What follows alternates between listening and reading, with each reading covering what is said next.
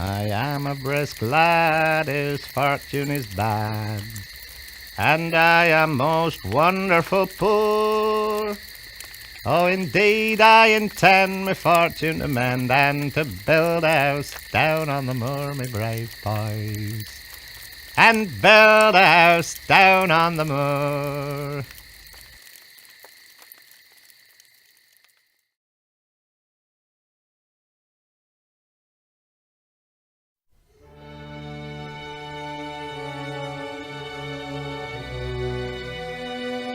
The American Revolution was a civil war.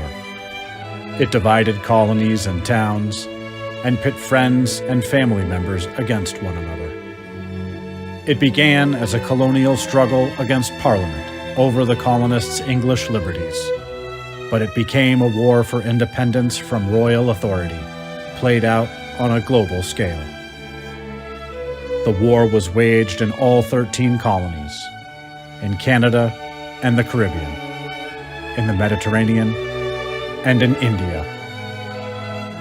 It was fought by the British and the colonists, by the French and the Hessians, by African Americans and Native Americans. Local disputes found expression on the battlefield as an international struggle of epic battles between sweeping armies devolved into the burning of towns and homes, and into families and neighbors kidnapping and hanging one another. The New Hampshire grants, already embroiled in controversy with neighboring New York, with conflicting internal factions east and west of the Green Mountains, and left on the frontier to settle its own disputes between patriots and loyalists, became one of the most dangerous places on the continent. The Republic of Vermont fought a parallel war for independence from Great Britain and conducted its own foreign policy with Congress, surrounding states, and even with British Canada.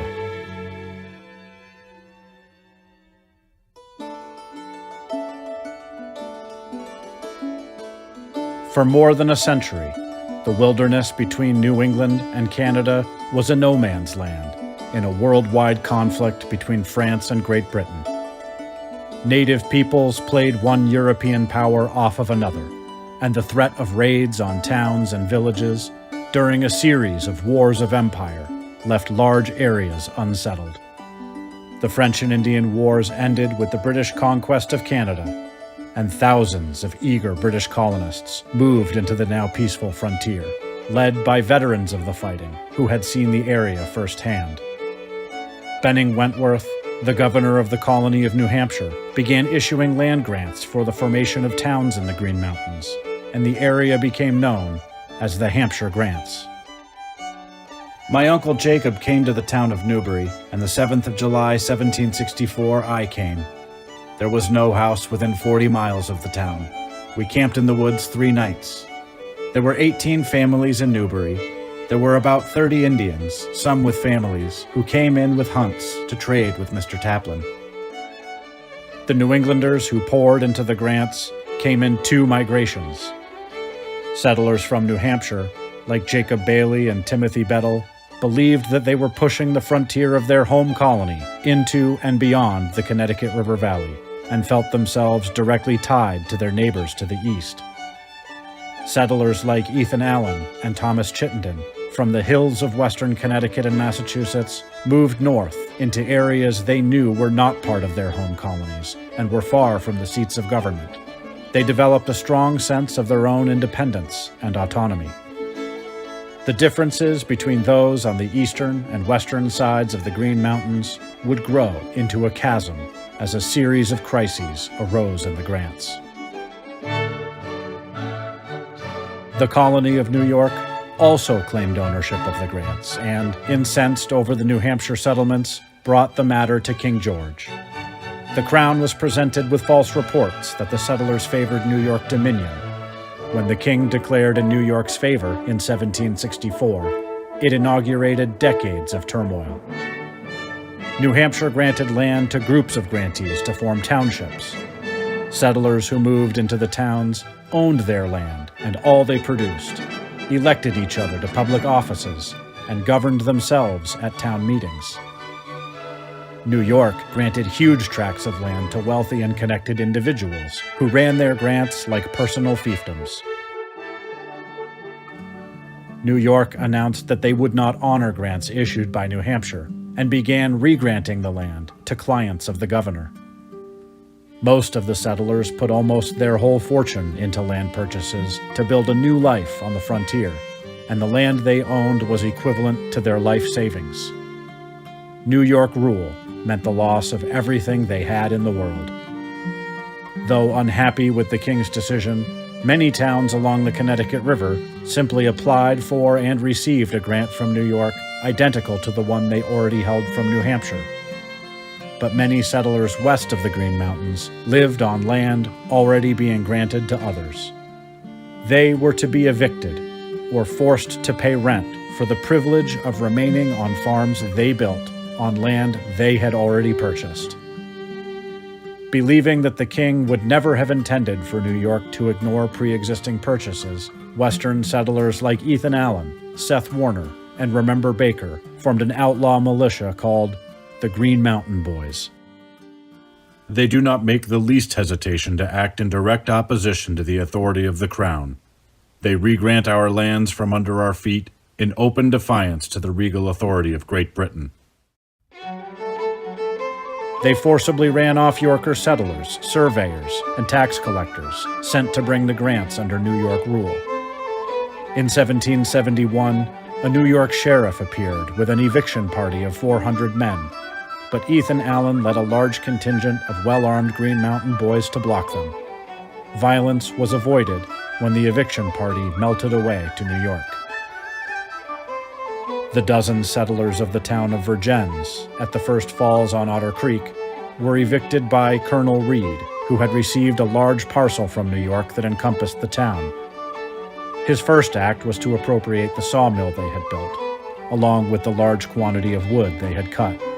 The settlers soon returned and were again evicted by a number of Yorkers, who were in turn ejected by the Green Mountain Boys. 2 years later, Colonel Reed brought along a contingent of Scottish immigrants, hoping to keep his claim through force of numbers. The locals were dispossessed, and over the next 2 months, the new settlers expanded the community with a gristmill. Then 100 Green Mountain Boys appeared and cleared out the Yorkers, burned their cabins, destroyed the gristmill, and then fortified the site with a blockhouse. The governor of New York put a price on Ethan Allen's head, but the town didn't change hands again. Under the leadership of Ethan and Ira Allen's Bennington Party, the Western grants became increasingly autonomous. They hoped to establish a new colony between New York and New Hampshire, and to be the ruling party of that colony. In the Eastern grants, another party formed around the leadership of Jacob Bailey. Their primary goal was that the Connecticut River should not be a boundary. At various times, they hoped that New Hampshire might reassert its claim, or that a new valley colony could be created between the Green and White Mountains. If the willingness of the towns along the Connecticut River to be peaceable under New York rule caused suspicion among the Bennington Party, the Green Mountain Boys' violent and extra-legal tactics created mistrust on the part of the Connecticut River towns. But the growing divisions would find new breadth in the crisis to come.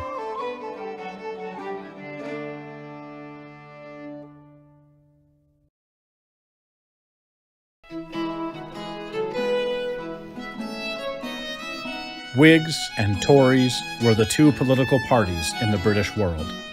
The Tory majority in Parliament passed a series of laws that would tax the colonies directly. Whigs in the colonies saw this as a precursor to subjugation. Without representation in Parliament, colonial governments viewed taxation as their prerogative.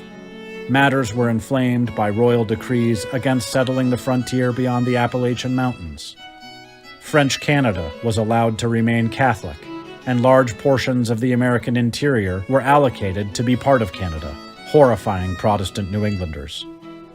These resentments coalesced into an opposition movement by colonial Whigs against parliamentary overreach. when the king sided with Parliament against the colonies, he also became the subject of their ire. The protest movement took unique forms in different colonies for different reasons. In the New Hampshire grants, it became intertwined with resistance to New York rule. As the political situation deteriorated, the movement became increasingly directed at individuals.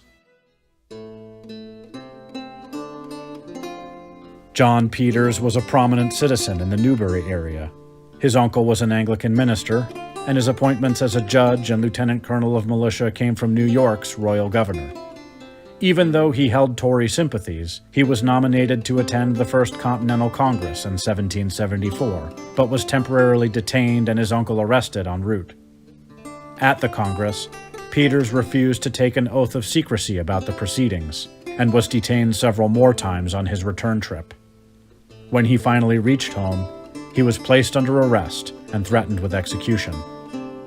His case came before Jacob Bailey's Committee of Correspondence, which searched his papers for evidence, but found nothing, and released him. They searched my house for letters of secret correspondence with General Carleton in Canada, with whom in fact I never had correspondence. The mob again and again visited me and ate and drank and finally plundered me of most of my movable effects. Added to this, my father wrote against me and urged on the mobs. On the other side of the grants, in the town of Arlington, Dr. Samuel Adams faced similar struggles. Adams disagreed with the Green Mountain Boys' opposition to New York land titles. He was arrested and brought to Fay's Tavern in Bennington. Ethan Allen presided over a perfunctory trial, after which Dr. Adams was tied to a chair and hoisted by a rope slung over the sign in front of the tavern, where he was publicly ridiculed for 2 hours before being sent home. This punishment hardened him in his loyalist alignment. In the spring of 1775, even as talk of armed conflict in defense of the colonists' English liberties became commonplace throughout New England, in the grants, the resistance to New York turned violent. Through the courts, New York asserted its claims by adjudicating land disputes and executing evictions and foreclosures. On March 13th, 80 men armed with clubs and muskets occupied the courthouse in the town of Westminster in opposition to the arrival of a New York judge. A sheriff arrived with Yorker militia to restore order, and when they opened fire on the courthouse, the rioters inside shot back. A magistrate was wounded, and the Yorkers stormed the courthouse with guns and swords. Hand-to-hand fighting occurred inside. 2 of the rioters were killed, and several others wounded before they fled the scene. 7 of them were placed under arrest. Word of the event spread quickly, and the next day an angry mob of 500 surrounded the courthouse, seized the judge, the sheriff, and 3 other local Yorkers, and brought them to the jail, freeing the 7 rioters arrested the day before. They formed a committee to try the 5 Yorkers for murder. Then they marched to the town of Brattleboro, rounding up suspected Tories and pro-Yorkers and expelling them to Massachusetts.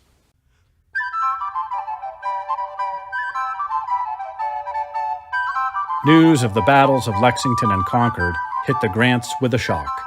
Almost all of the militia came out in support of the protest movement. The Tory Lieutenant Colonel John Peters obeyed orders to have his men ready to march to Boston, but he refused to sign an agreement to oppose royal authority. While the militias in the Connecticut River Valley got ready to join the growing colonial army outside of Boston, the Green Mountain Boys made plans to capture the British garrisons at Forts Ticonderoga and Crown Point. Benedict Arnold arrived with orders from Massachusetts to capture the fort, saying he had a contingent of men on the way. Ethan Allen and the Green Mountain Boys decided to make their move first. They let Arnold know that he was free to come along, but they would not follow him.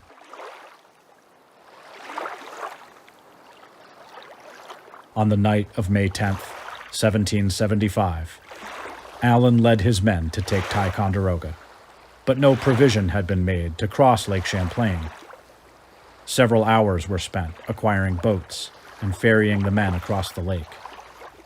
With more than half the men still waiting on the opposite shore, the approaching dawn forced Allen to attack without them.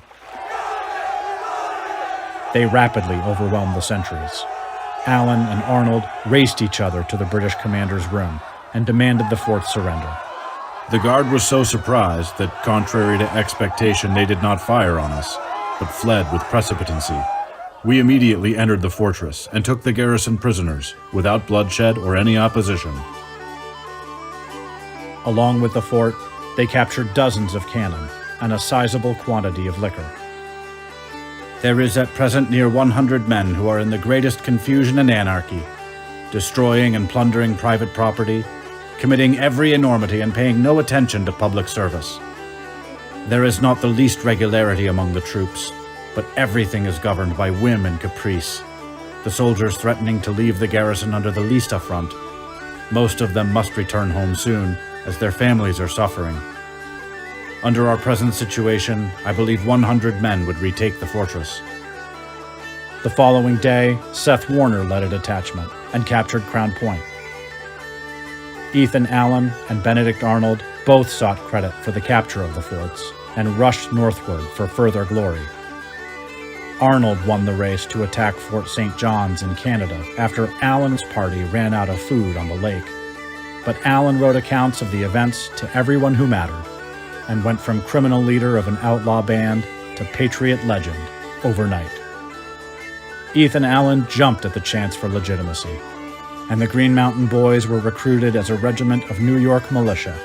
But his logistical mismanagement around Ticonderoga and in the attempt on St. John's were fresh in the men's minds. And when elections for officers were held, he was passed over in favor of Seth Warner for the command. The unit was known from then on as Warner's Regiment.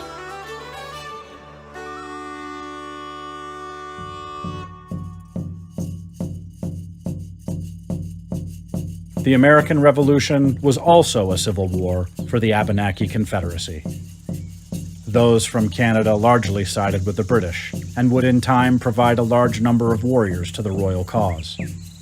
The Abenaki at Missisquoi were divided between neutrality and lukewarm support for the British. Jacob Bailey sought to enlist the help of the Kawasuk Band of the Connecticut River Valley. The king has sent redcoats to kill us if we will not be subject to what they say. And we have 30,000 men, with guns great and small, to fight in our defense. We only want to live as we have lived heretofore. We do not want to fight if they would let us alone.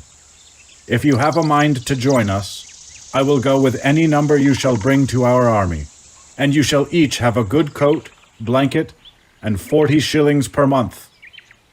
If you go to Canada and gather what intelligence you can and bring it to me, I will meet you myself and pay you well.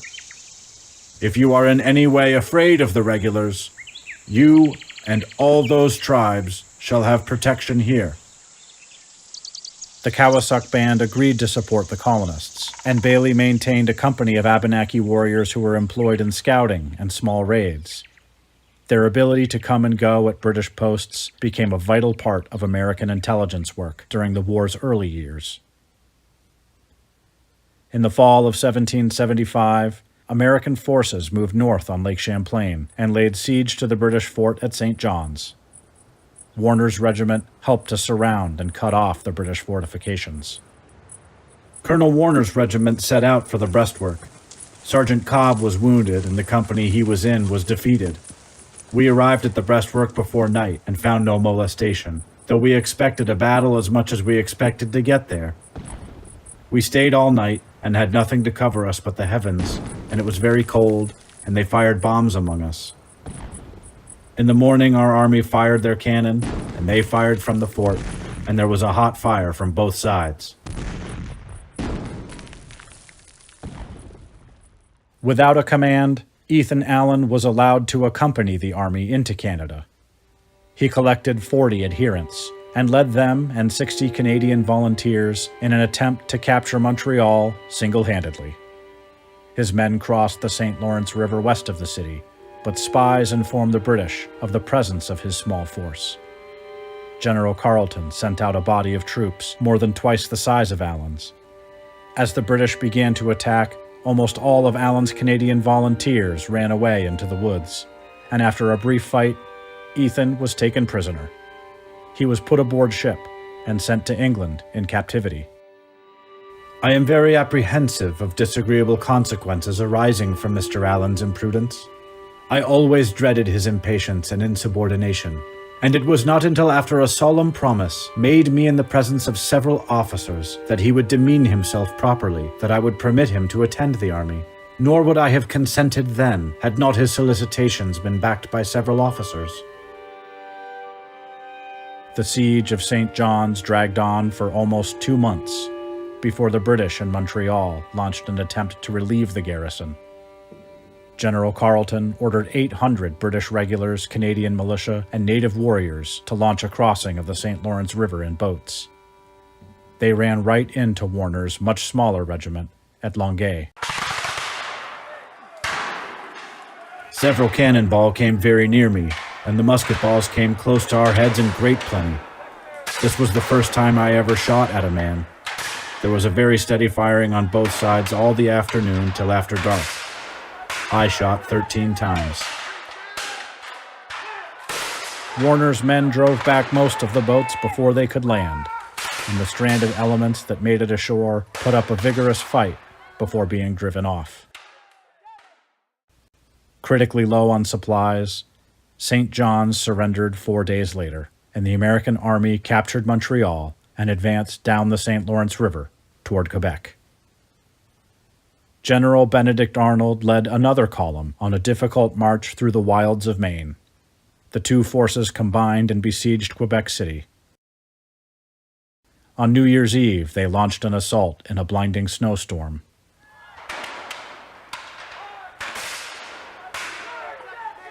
One part of the attack breached the city walls and got within the city, but the British reacted quickly. General Arnold was wounded, and the unsupported American troops were defeated. They spent a cold winter of privation in front of the walls, in desperate need of supply and reinforcement. The American camps were decimated by the smallpox epidemic touched off around Boston. In England, smallpox was endemic, and most people were exposed to the virus during childhood. Many British children died of the disease, but their soldiers had some natural immunity. In the colonies, the disease was usually well controlled. Lacking immunity, thousands of American troops, both patriot and loyalist, died. Inoculation with the virus, by introducing fluid from the pustules of the infected, caused uninfected patients to experience a much milder illness and usually left the inoculated alive and immune. The process was still a new one, and General Benedict Arnold issued strict orders banning the procedure. As Warner's regiment suffered in its turn, Colonel Seth Warner called his men together. I do not wish to countermand the general orders, but if you should take inoculation in the thigh, it would be much better for you, and they will not find out.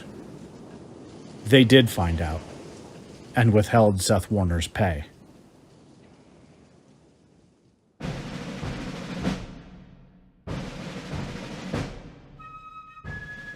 Spring brought nearly 10,000 British reinforcements to Quebec.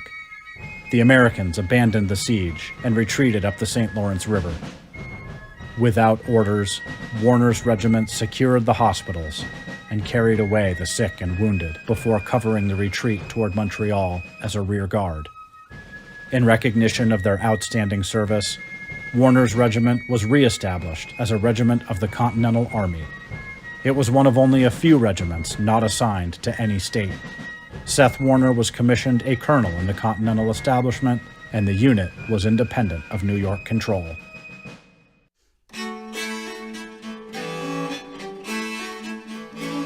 The loyalist John Peters was good friends with Patriot Colonel Timothy Bettle. They traveled to Canada together in the spring of 1776.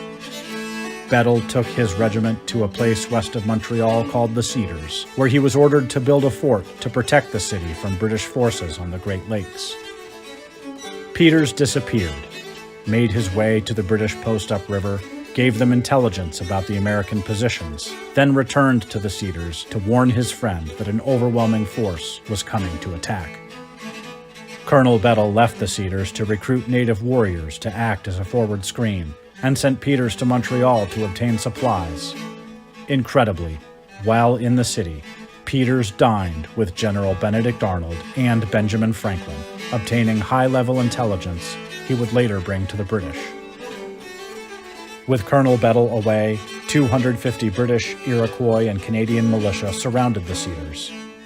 The British claimed to have a much larger force than they had, and demanded that Bettel's second-in-command surrender. In the capitulation, 500 American militia were taken prisoner. Colonel Bettel was acquitted at his court-martial over the disaster, and Peters was placed under arrest. Despite all of his actions, the only evidence offered against Peters was a letter from Jacob Bailey. Take care of Colonel Peters, who was an enemy to America and would escape to General Carleton the first opportunity. Upon his release, Peters vanished into the woods and made his way to General Carleton's army. Jacob Bailey convinced George Washington of the advantage of building a road in the Hampshire grants from the Connecticut River to St. John's to send men and supplies to the army in Canada. Bailey built 25 miles of road before a change of fortunes in the north shelved the project. In the summer of 1776, the United States declared independence from Great Britain, and with Montreal caught between two British forces, the American army retreated all the way to Ticonderoga. To proceed south, the British would need to control the waterway. A naval arms race ensued, as each side put warships onto Lake Champlain as fast as they could. By autumn, General Benedict Arnold commanded a fleet of 16 ships, mostly crewed by infantrymen sent from the army at Ticonderoga. The British created their own fleet of 5 larger and better equipped ships manned by the Royal Navy, supported by 28 smaller gunboats crewed by Hessian artillerists. The two navies came to grips in October. Arnold hid his fleet between Valcour Island and the New York shore. The advancing British didn't spot them until after they had sailed past, and had difficulty turning back into the wind to engage. Early in the fight, the American vessel Royal Savage ran aground, was boarded by the British, and set on fire. Later, the British ship Carleton closed in, and drew the fire of almost all of Arnold's fleet. After a few minutes, with half her crew killed and 2 feet of water in her hold, she was towed to safety. The gunboats also suffered. This naval battle began to get very serious.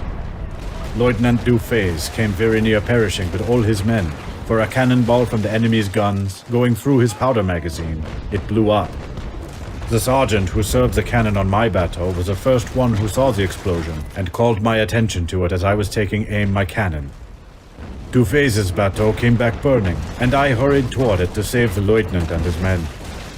The bateau was full of water. The enemy fleet attacked ours with great fury, and we returned the fire with great spirit and vigor, and the most desperate cannonading without intermission continued until after 5 o'clock. The regulars and Indians fired with small arms from the shore at the galley Washington, who soon put them to silence by a few canister shot. We received 1 shot in our mainmast, which busted about halfway up the mast and shivered it almost to pieces. Between wind and water, about 20 or 30 more shot in different places. The American fleet was badly shot up, but held its own against the Royal Navy during an intense day of battle. Flooding uncontrollably, the Philadelphia sunk shortly after the fight ended. During the night, the American ships silently slipped past the enemy anchorage. But in the morning, the British fleet chased Arnold down the lake and caught up with them near Button Mold Bay.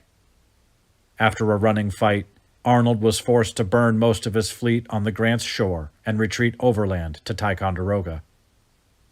The British were quick to follow up the success, But the Continental Army had spent the summer turning Fort Ticonderoga and Mount Independence into the largest fortified position on the continent. When General Carleton got a view of the fortifications, he saw that an attack would have to wait until the following year, and returned to Canada for the winter.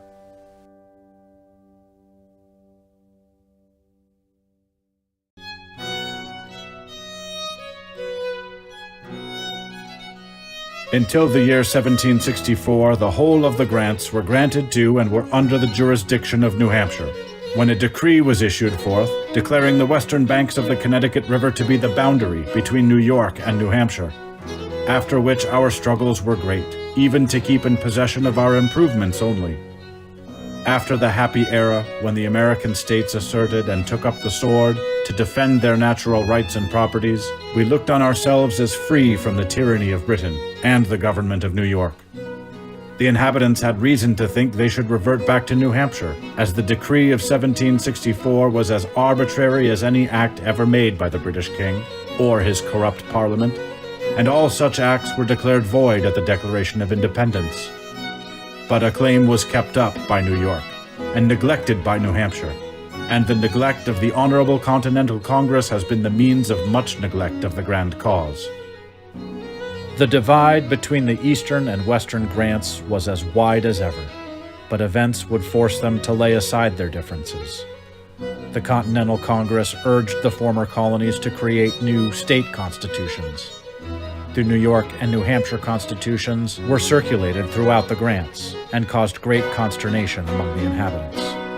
New York apportioned political influence by population, leaving the grants essentially powerless. New Hampshire's system did the same, and so the Valley Party abandoned any hope of salvation in a renewed claim by New Hampshire. The grants became united in one cause: independence. On January 15, 1777, a convention met in the town of Westminster and proclaimed the grants to be the independent state of New Connecticut. They had hoped to be admitted into the United States, but New York maintained its claim to the area and blocked their admission. They remained an independent country, fighting a parallel war of independence from Great Britain. The name of the little republic was soon changed to Vermont, and it was agreed that a convention be held in the coming months to draft a constitution. Following a preamble justifying their reasons for independence, directed almost entirely at New York, a form of government and a Bill of Rights was outlined. The document they crafted was truly revolutionary. The Vermont Constitution was the first to provide for public education. It ensured the right to vote, even for those who owned no land, and it outlawed slavery for the first time in North America. It created a unicameral legislature composed of one assembly made up of town representatives, and every town, regardless of population, would have equal representation. The Vermont Constitution was ratified by a convention in the town of Windsor on July 8, 1777. But by that time, the war had come home to Vermont.